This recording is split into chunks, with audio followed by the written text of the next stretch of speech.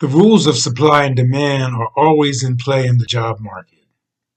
If you present yourself as a solution to a problem that's been costing the organization time, money, stress, headaches, and heartache, and you deliver your message with clarity, conviction, and reasonable proof, they will create a spot for you on their team.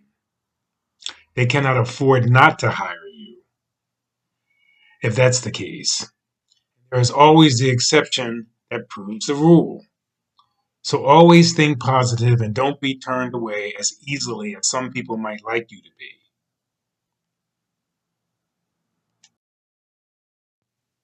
At this point in your job hunt, you're reaching out for a very tangible goal, a job interview. Cover letters are the most commonly used method to introduce your credentials to an employer, and they can serve as one of your strongest selling tools. You should avoid the standard, boring type of cover letters that employers receive every day.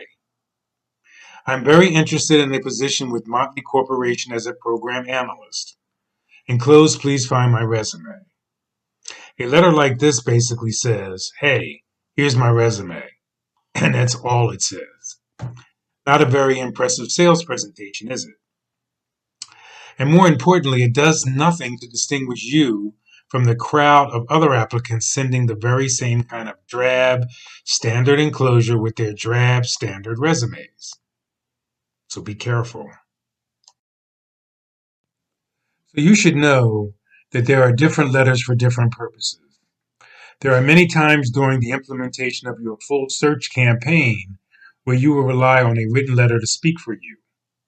The way you present yourself on paper can make or break your success during any phase of the job search process.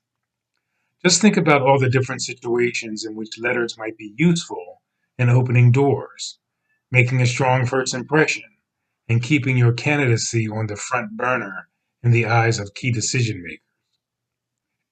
So, some of the type of letters that are out there are some of the basics: letters that respond to an advertised opening. So, this is something that you see all the time online. Letters following up on a personal referral. Somebody referred you to a position, maybe at a company that they work for. Letter introducing yourself to a decision maker.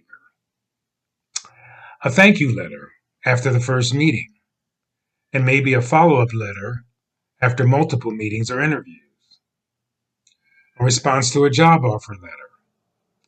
And we even have a letter for rejection, something you can respond to if you get rejected for a position. Hopefully, you won't have to use that. Letters, including emails, are the delivery method for most of your career communications, and they will almost always accompany the career documents in your toolkit. Things like your resume, your professional or personal references, professional and personal references, your biography, maybe some of your accomplishment stories. So I want to say at this point too that it must be said that cold approach letters when you don't know anyone at the employer is generally very ineffective. There may be some instances where it will be necessary to send a cold letter, but you should try to minimize these cases. Experience has shown again and again that the results of cold letter campaigns are extremely disappointing. Frankly, I think these types of letters are a waste of time. Instead, focus on warm job search letters to people who you do know, or at least to people to whom you have been referred through your network.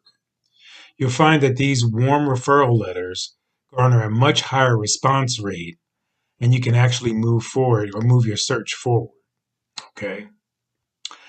So there's a couple of rules of thumb that I want to talk about with a well-written cover letter. And no matter what the purpose of your written communication, a well-written cover letter should do the following things.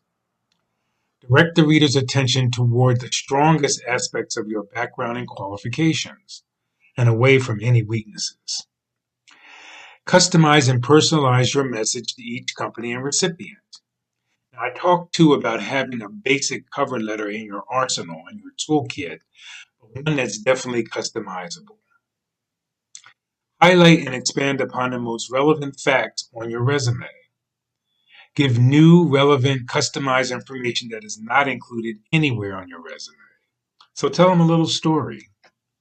Show how well you know the company, that you've done your homework, and that you're familiar with the challenges and opportunities in their particular industry, or better yet, at their organization in particular.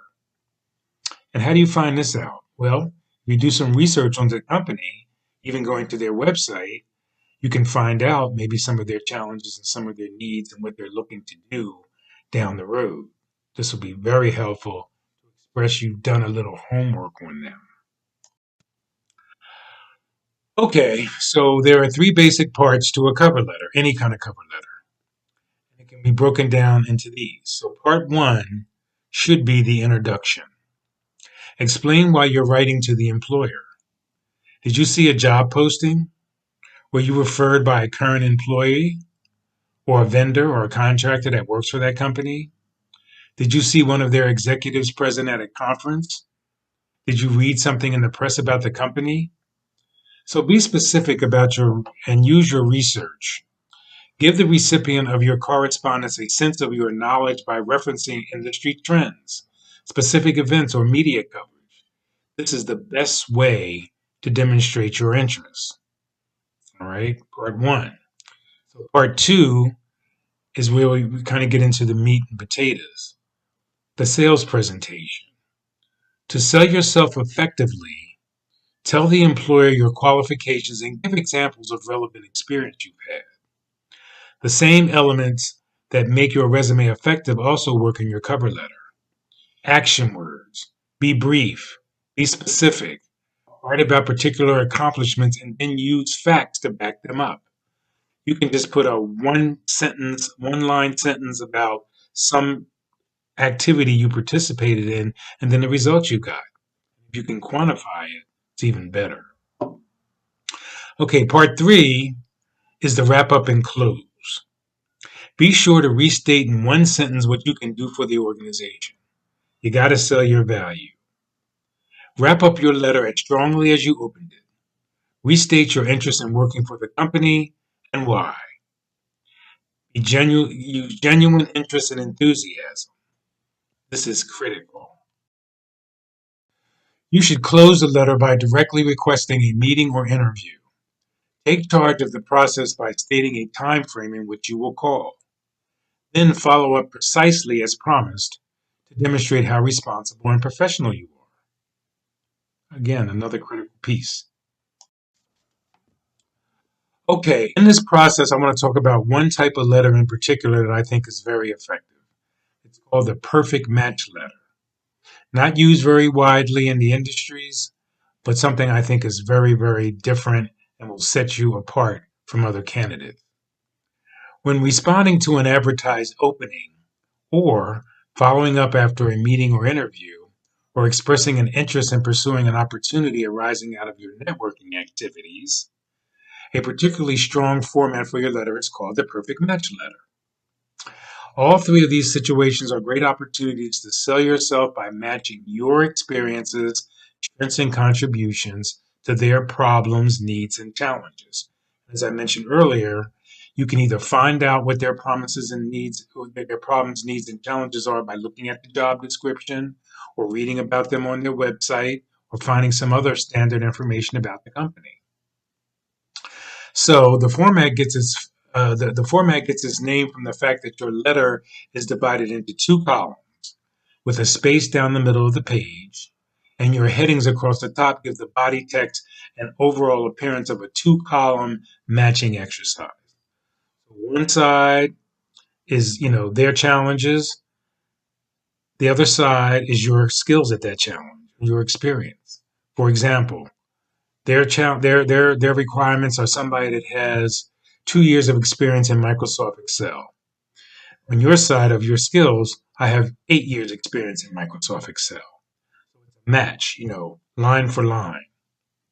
The reason this format is so effective is that you're removing the work of having to connect the dots for the recipient. and that they can see clearly that you're a match for every criteria they're looking for. And you're not going to list every single need that they have in the job description. I would say 4, maybe 5 that you can respond to, but you don't want to do every single one. All right. Another compelling reason to master this type of letter is the fact that, in my experience, perfect match letters get up to a 75% response rate. 75% of the time you send a letter like this, you will receive a positive response. Whether that's just simply placing your name in the yes pile, or a phone call or meeting with a recruiter or screening interview with the hiring manager. You get the idea. So this is just a quick sort of review and overall picture of how important cover letters are and the different types that are out there. We can certainly work on these. I'll help you create one. I'll help you create a perfect match letter. Take a job description or a job opening and really deconstruct it down to what they're looking for and if you have the skills for it. How you need to tell people you have the skills to match what they're looking for. This is almost a guarantee that they're going to give you a call. Okay? So let's work on it. Give me a call. Cover letters are still critically important in this day. Gary Hines.